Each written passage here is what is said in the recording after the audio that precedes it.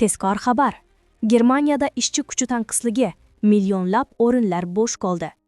So'nggi yillarda Germaniyada ishchi kuchi tanqisligi keskin ortib bormoqda. Yevropaning eng yirik iqtisodiyoti bugun millionlab bo'sh ish o'rinlarini to'ldira olmayapti. Mutaxassislarning aytishicha, Germaniya mehnat bozorini ushlab turish uchun har yili kamida 400 mingdan ortiq chet ellik ishchi kerak bo'ladi. Germaniyada nega bu holat yuzaga kelmoqda? Birinchidan, Germaniya aholisi tez qarimoqda. Pensiya yoshidagi insonlar soni yildan yilga oshib, yosh ishchi kuchi esa kamaymoqda. Ikkinchidan, ko'plab nemis yoshlar og'ir jismoniy ishlarni bajarishni istamaydi. Natijada ishlab chiqarish, qurilish, parvarish va texnik xizmat ko'rsatish sohalarida ishchi yetishmovchiligi kuchaygan. Rasmiy ma'lumotlarga ko'ra, 2025-yil boshida Germaniyada 1,7 milliondan ortiq bo'sh ish o'rni mavjud. Shularning katta qismi chet ellik ishchilar bilan to'ldirilishi rejalashtirilgan.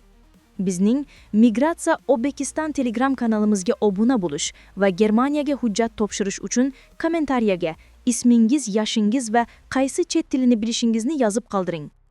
Qurilish va infratuzilma ishlari, avtomexanik va texnik xizmat ko'rsatish, tibbiyot va qarovchi, ya'ni parvarish mutaxassislar, restoran, mehmonxona va xizmat ko'rsatish sohasi, elektronika, mashinasozlik va IT va logistika yo'nalishlari.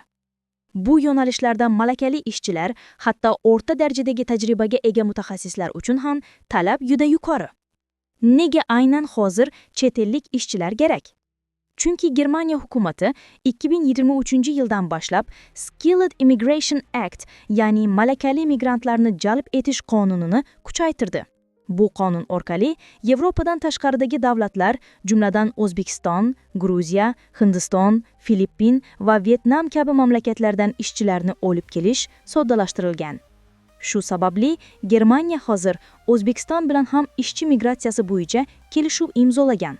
Endilikda o'zbek ishchilari uchun ham bu yo'l ochilmoqda.